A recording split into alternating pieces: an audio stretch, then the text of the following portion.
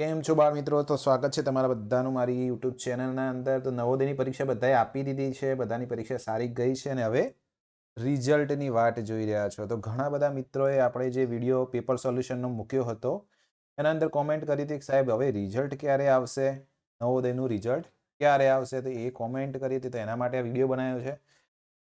નવોદયનો paper સોલ્યુશનનો video all over ગુજરાતના અંદર સૌથી પહેલો વિડીયો આપણી ચેનલના અંદર આવ્યો હતો. અને એના પછી મેરિટ કેટલું રહેશે, તો ગયા વર્ષે કેટલું મેરિટ રહ્યું હતું દરેક જિલ્લાનું એ પ્રમાણે પણ વિડીયો બનાવી દીધો છે. તમે મેરિટ જોવા માંગતા હોય તમારા જિલ્લાનું, તો એ વિડીયો પણ નવો આપણી ચેનલ ઉપર અપલોડ કરેલો છે. તો તમારા જિલ્લા પ્રમાણે ગયા વર્ષે કેટલું મેરિટ રહ્યું હતું એ આધારે તમે નક્કી કરી શકો કેટલું મેરિટ રહેશે.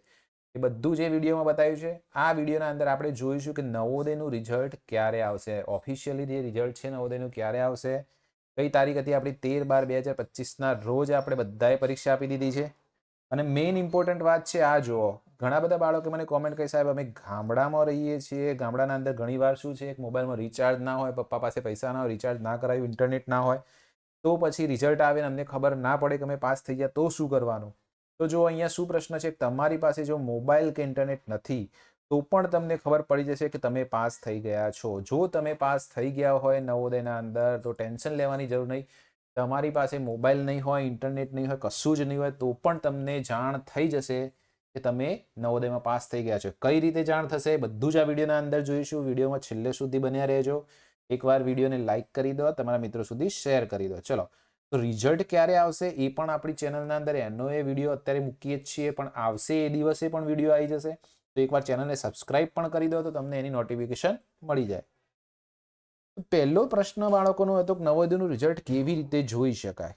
બરાબર, ક્યારે આવશે બતાવું છું, પણ એના પહેલા જોઈ લો કઈ રીતે જોઈ શકાય, કઈ કઈ જગ્યાથી જોઈ શકાય. બધાને ખબર હશે ખાલી ઓનલાઈન જ ખબર હશે, એક જ રસ્તો બધાને ખબર હશે. એના સિવાય બીજી 2-3 જગ્યાઓ છે એ હું તમને બતાવું છું કે એના અંદર પણ તમે તમારું રિઝલ્ટ જોઈ શકો છો. તો કઈ કઈ જગ્યાઓ છે બતાવું છું તમને. શું છે જો, નવોદયનું રિઝલ્ટ તમે ટોટલ 4 જગ્યાએથી અલગ અલગ જગ્યાએથી જોઈ શકો છો. ઓનલાઈન છે અને ઓફલાઈન પણ છે. ઓફલાઈન એટલે કોઈના પાસે ઇન્ટરનેટ નથી, નેટવર્ક મોબાઈલની સુવિધા નથી, ગામડા ક્ષેત્રમાં રહે છે, એ પણ રિઝલ્ટ જોઈ શકે છે. કઈ રીતે જોઈ શકે છે બધું જ આ વિડીયોના અંદર બતાવું છું. વિડીયોને એકવાર લાઈક કરી દેજો. શું છે 4 જગ્યાએથી, તે 4 જગ્યાના અંદર પહેલી જગ્યા કઈ છે જો, પહેલી જગ્યા છે નવોદય વિદ્યાલય, જવાહર નવોદય વિદ્યાલય પોતે, કે જ્યાં તમે પરીક્ષા આપી છે. જે જિલ્લાની નવોદયના અંદર તમે પરીક્ષા આપી છે એ જિલ્લાની નવોદય, તમારા જિલ્લાની જે નવોદય છે નજીકની, એના અંદર રિઝલ્ટના દિવસે એક લિસ્ટ બહાર પડશે.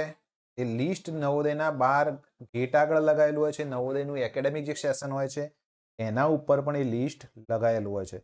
તો જો ઇન્ટરનેટ કશું નથી ને તમને ખબર પડે છે કે નવોદયનું રિઝલ્ટ આવ્યું છે, તો ત્યાં કોઈ વ્યક્તિને મોકલીને પણ તમે રિઝલ્ટ જોઈ શકો છો, અથવા ત્યાં કોઈ નજીક રહેતો વ્યક્તિ એનો સંપર્ક કરીને પણ એ લિસ્ટના અંદર તમારું નામ છે કે નહીં એ તમે ચેક કરી શકો છો. ત્યાં ના પહોંચી શકો તો બીજી જગ્યા આપણી પાસે છે. બીજી જગ્યા છે તમારા જિલ્લા શિક્ષણ અધિકારીની કચેરી. બરાબર, જિલ્લા શિક્ષણાધિકારીની કચેરી હશે તમારા આજુબાજુના જિલ્લાના હેડક્વાર્ટરના અંદર. તે કચેરીના અંદર પણ એક લિસ્ટ લગાવવામાં આવશે. કચેરીના અંદર જઈને તમારું લિસ્ટ તમે જોઈ શકો છો, અથવા ત્યાં જ ઉપસ્થિત અધિકારી પાસે તમે માગી શકો છો. તો તમારા નજીક જો નવોદય પડતી હોય તો નવોદયમાં તમે જઈ શકો છો, અને જિલ્લા શિક્ષણાધિકારીની જો કચેરી તમારી નજીક પડે છે ત્યાં જઈને જોઈ શકો છો. હજી એક ત્રીજો રસ્તો છે. ત્રીજો રસ્તો કયો છે? ત્રીજો રસ્તો છે તમારી કલેક્ટર કચેરી. કલેક્ટર કચેરી, ડીએમ ડિસ્ટ્રિક્ટ મેજિસ્ટ્રેટની કચેરી હોય છે. કલેક્ટર કચેરીના અંદર પણ તમારું રિઝલ્ટ જે છે નવોદયનું અંદર એ પ્રચલિત કરવામાં આવશે. કેમ? કારણ કે નવોદય તમારું શેના અંદર આવે છે?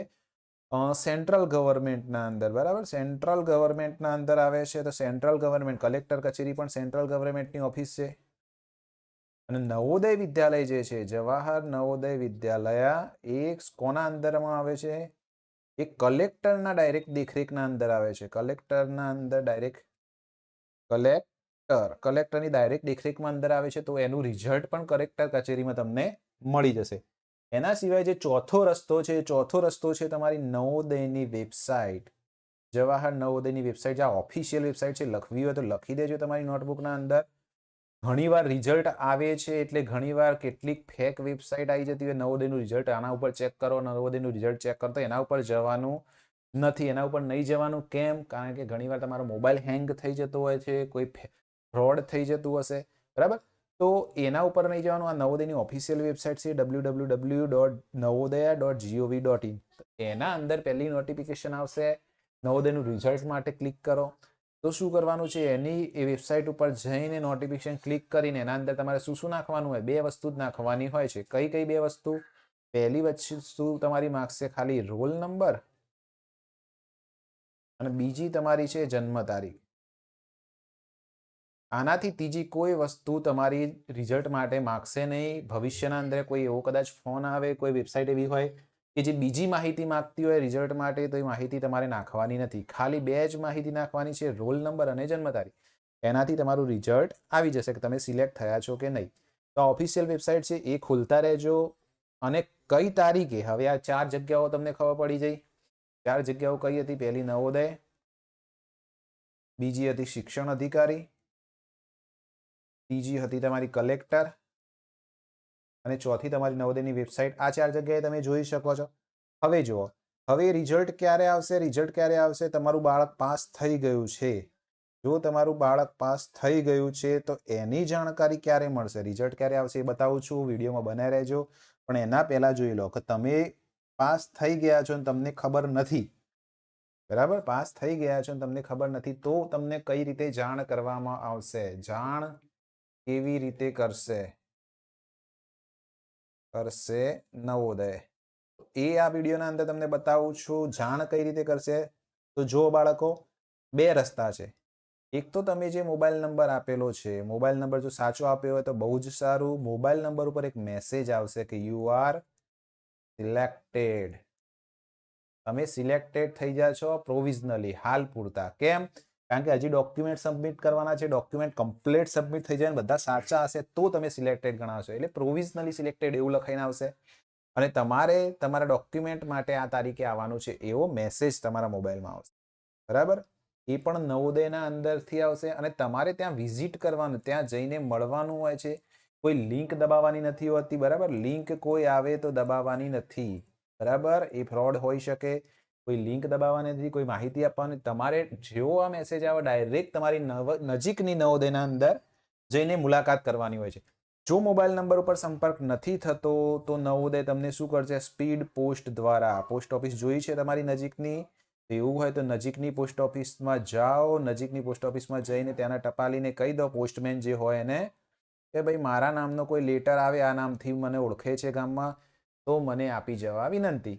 તો એ તમારા ઘરે જઈને તમને લેટર આપશે. તો એના કારણે શું થયું? તમારા અંદર મોબાઈલ નથી તમારી પાસે, કે પછી ઇન્ટરનેટ નથી, તો પણ નવોદય દ્વારા તમને સ્પીડ પોસ્ટથી તમારા ઘર સુધી એ સમાચાર પહોંચાડવામાં આવશે કે તમે પાસ થઈ ગયા છો. રેડી? તો હવે રિઝલ્ટ જોઈએ. રિઝલ્ટ ક્યારે આવશે આ બધું પૂછતા હતા બાળકો. તો અહીંયા જો શું લખ્યું છે, નવોદયની ઓફિશિયલ વેબસાઇટના અંદર આ વસ્તુ લખેલી છે એ તમને જણાવી દઉં. શું લખેલું છે કે result of JNV selection test 2026. Test 2026 કહેવાય કારણ કે 2026માં તમે એડમિશન લે છો. expected to be announced by end of March. By end of March એટલે માર્ચ મહિનો પૂરો થાય એ પહેલા. કયો મહિનો? માર્ચ. માર્ચ 2026 પૂરો થાય પહેલા એટલે 31 માર્ચ પહેલા રિઝલ્ટ આવી જશે. કોના માટે? સમર બાઉન્ડ એટલે આપણા જે રાજ્યો છે ગુજરાત, મધ્યપ્રદેશ, મહારાષ્ટ્ર કે જેના અંદર સમર બાઉન્ડ ગણાય. અને મે 2026 એટલે જ્યાં વિન્ટર બાઉન્ડ, જ્યાં શિયાળામાં શરદી વધારે હોય, ધારો કે જમ્મુ કાશ્મીર જેવા સ્ટેટ છે, ત્યાં શું છે કે શિયાળામાં પરીક્ષા ના લઈ શકાય તો એમને થોડી લેટ પરીક્ષા લે છે. તો એમનું રિઝલ્ટ પણ થોડું લેટ આવે છે. તો એમનું રિઝલ્ટ મેમાં આવે છે, આપણું રિઝલ્ટ અત્યારે આવશે માર્ચ 2026 સુધીમાં. તો આશા રાખું છું બધા બાળકોની પરીક્ષા સારી ગઈ હશે અને રિઝલ્ટની વાટ જોઈ રહ્યા છો. તો રિઝલ્ટ ક્યારે આવશે એ બધી જ માહિતી તમને આવશે એ દિવસે અમારા વિડીયો દ્વારા તમને બતાવવામાં આવશે. એવું હોય તો એક વખત ચેનલને સબસ્ક્રાઇબ કરી દો. અને સબસ્ક્રાઇબ એટલા માટે કરી દો કે જ્યારે તમે પાસ થઈને 6ઠ્ઠા ધોરણમાં જાઓ છો જો નવોદયમાં પાસ થઈ જાઓ છો તો પણ અને નથી થતા તો પણ છઠ્ઠા ધોરણના બધા જ વિડીયો અમારી ચેનલ ઉપર તમને મળી જવાના છે. છઠ્ઠા ધોરણની તૈયારી તમે ટ્યુશન નહીં કરાવો તો પણ ફ્રીમાં વિડીયો જોઈને નવોદય ક્યાં છઠ્ઠા ધોરણની તૈયારી તમે કરી શકો છો. છઠ્ઠા, સાતમા, આઠમા ધોરણની તો બધા જ વિડીયો અમારી ચેનલ પર મળી જશે. આવતા વર્ષથી તૈયારી ચાલુ કરી શકો છો. એટલે જ અમારી ચેનલને અત્યારે જ સબસ્ક્રાઇબ કરી દો. બરાબર, તો મળીએ નેક્સ્ટ વિડીયોમાં. ત્યાં સુધી બાય બાય.